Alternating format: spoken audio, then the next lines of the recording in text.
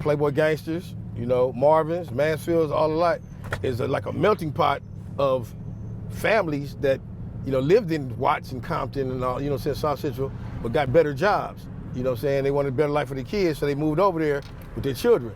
But they, you know, but they still brought them badass kids with them. Yeah. You know what I'm saying? So we just meshed together and, you know, it was like a gumbo of nuts.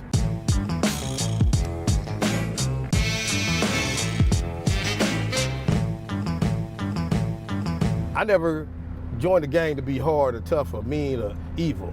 You know what I'm saying? I joined the gang, what they call gang banging, to looking for a sense of love.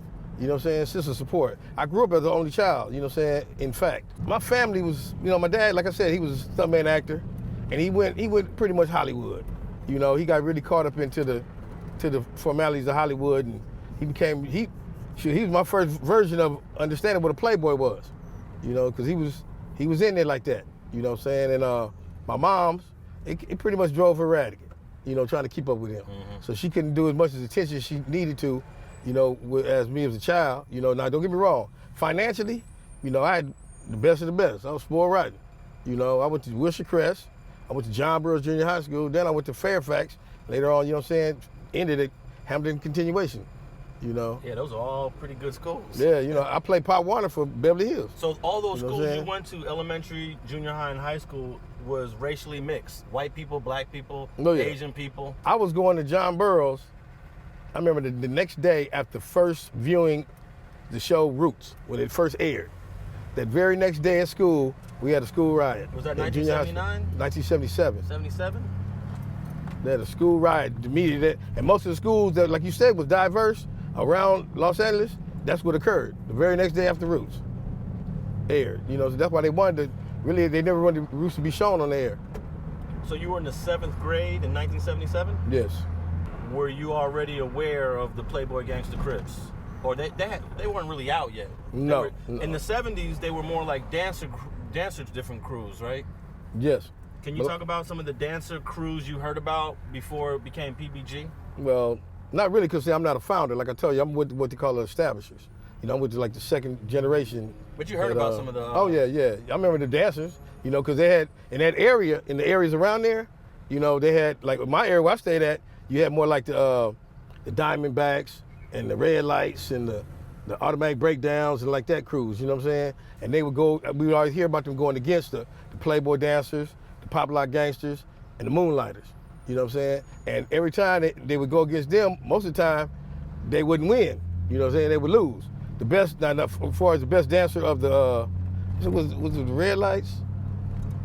Well, one of the best solo down, I put it like that, was they could dance just neck and neck with the Playboys, whatever, from what I heard, right? Just like I said, allegedly, right? But I seen him dance with Mark Huntley, right? Which is also a big trade ball for Marvin. You know what I'm saying? Been like a big brother to me for years.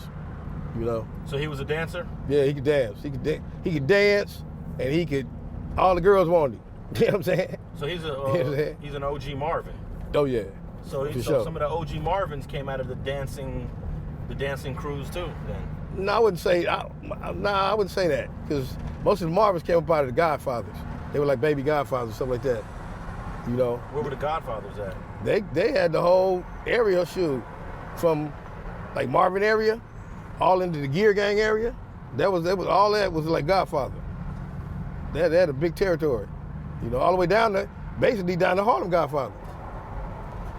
Oh, so you're saying that was an extension of the Harlem Godfathers? Well, I don't know which one was out first. I'm not sure that. I never really, you know what I'm saying, dove into the history of that, because, you know, I was out of my element. I wasn't concerned, put it like that, you know. But they had some Godfathers on your side of town. Oh yeah. Back in the day. Oh yeah. So you got to realize though that from what I heard and what I know, the PlayBoy dancers and the Pop Lock Gangsters, they were already like tough. They was already like ruffians. You know what I'm saying?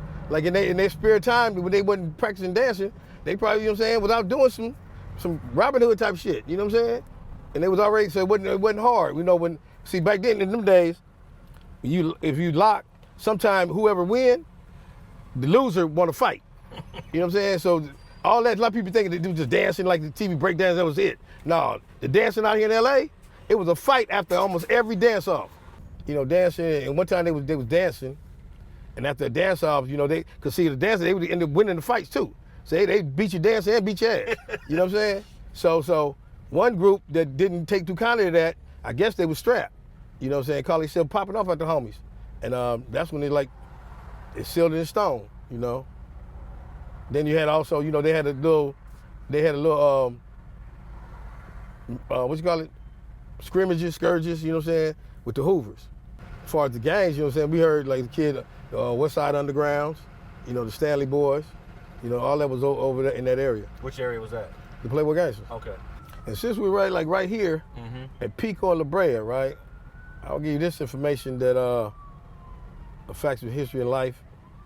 That from right here on west is all like Gangster Crip.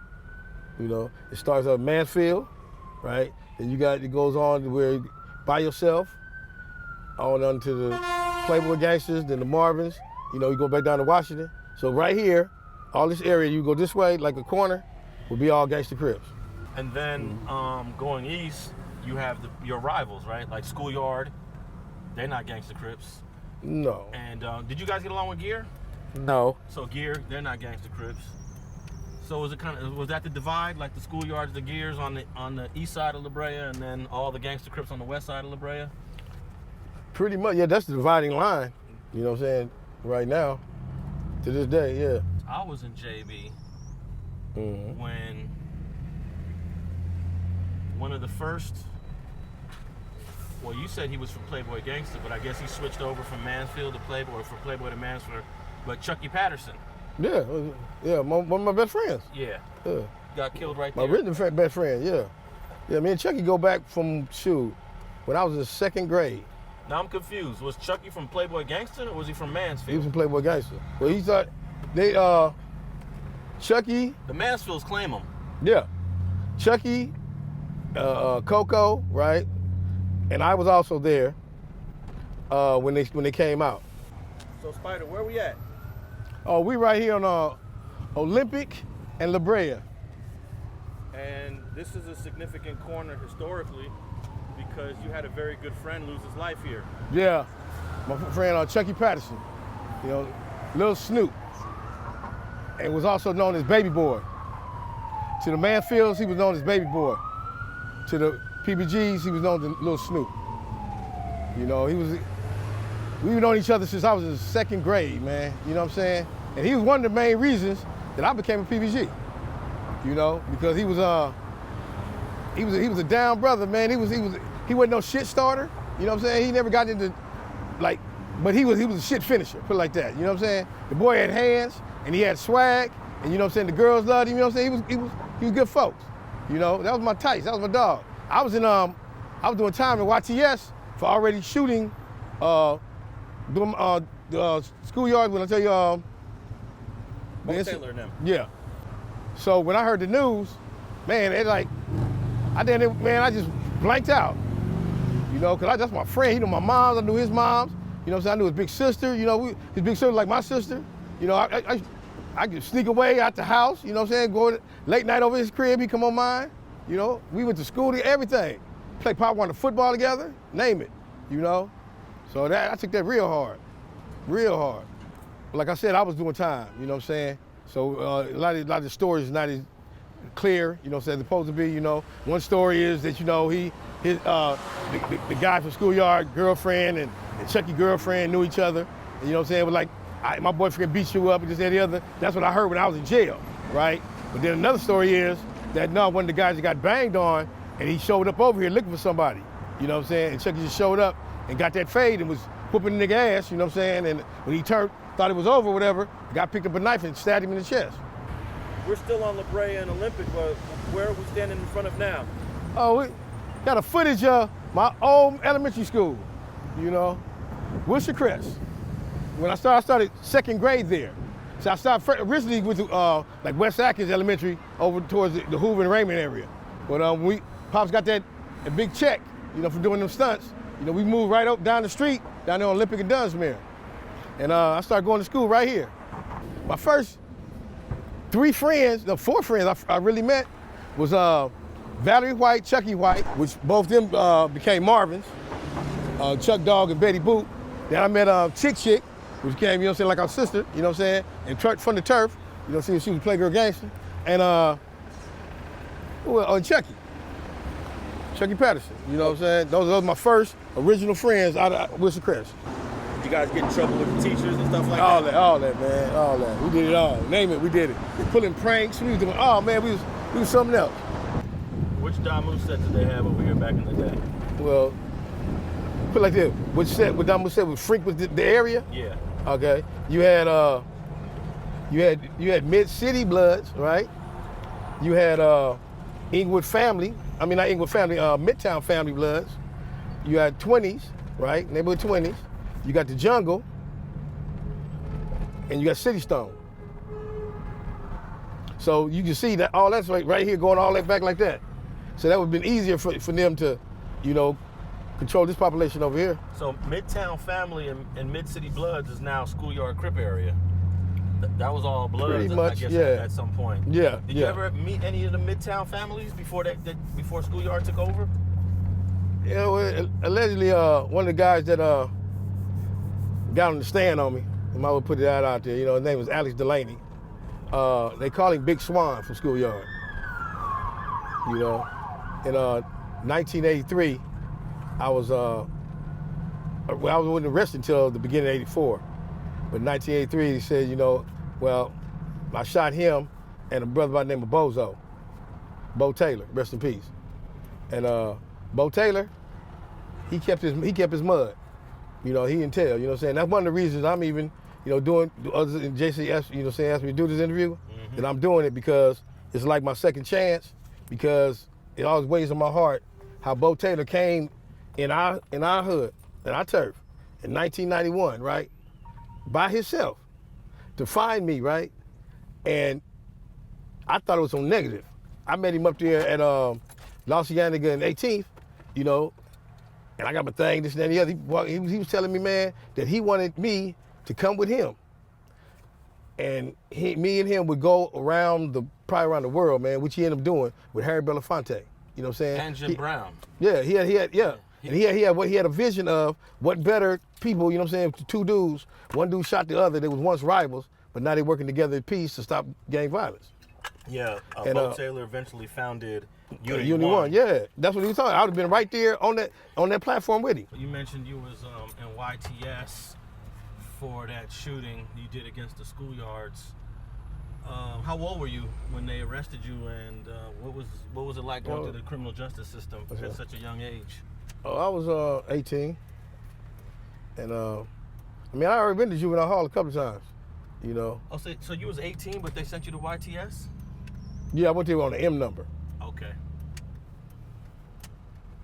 That's why my prison number was so old, but I still ended up going to prison in '86. But nowadays, first time I hit the they'll prison send you yard. straight to prison now. Oh yeah. If you're 18. If doing what I did, yeah. Doing. Oh, and then you had to. Now you got the gun enhancements and you know what I'm saying, all kind of allegations. Gun enhancement. Yeah. See, YTS was like what you might call, it's one of the gladiator schools or whatever like that, because you had to be 18 to 25 to be there though. Okay, yeah. So you still was going, you know what I'm saying, it was grown folk time. And most everybody that's in YTS, I say more than half of them got murders. Yep. All of them the hardest of the hardest was in YTS. Who'd you cross paths with when you was in YTS at that time? Man, who I didn't cross paths with. I crossed paths with one of the most dangerous Bloods. They ended up being like my boxing coach, was Big Gator from my bounty hunter. Man, that boy was a beast. You know why they called him Gator? He had another name, right? But what made the name really stick on him, whatever, from what I heard, is when he was in Nellis, 5 Crips like tried to run the cell on him. And Gator's like, he's short like me. And he tore their ass up, they ain't alive. You know what I'm saying? He was the first dude that taught me that, you know, the whole cell is a weapon. You know, he fight like Jason Bourne type shit. You know, and shit, he had mad respect. You wanna fuck with Gator. Then you had, you know, he had Mad Bone, you had Bounty Hunter Loaf, you had, man. You was in there with Loaf? Huh? You was in there? Yeah.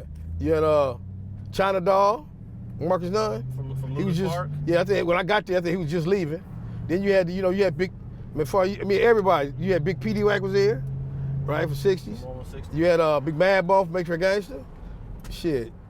Monster had just left, so we missed him. I was blessed to be immediately moved in the cell with Big Fat Rat from PlayBoy Gangster. That's Jesse James Crimey. But I think, now that I think back on it, see, Fat Rat already heard that I was a bad actor in 4800, the Crip module, right? And bad actor out here on the street. So his time, he was about to go home. So he was always one of our most intelligent homies. So he probably thought it out, you know what I'm saying, and said, let me get this little nigga in the cell with me. You know what I'm saying, before he make my time, catch me some time up in here. You know what I'm saying? See, I thought it was really just out to love, you know what I'm saying? But I think, he put it. He had an ulterior motive. Yeah, now that I think about it, you know what I'm saying? Now, have you crossed paths with any of these guys that you met in YTS when you got to the prison?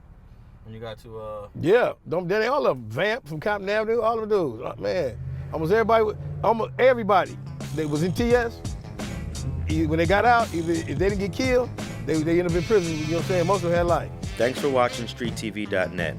If you're not subscribed, please hit that button below and click the bell to receive alerts and notifications. Feel free to comment below so you can give us your feedback, and be sure to watch the 2 related episodes to the right. If you want to support this platform or follow us on social media, visit the links in the description. And thanks for watching StreetTV.net.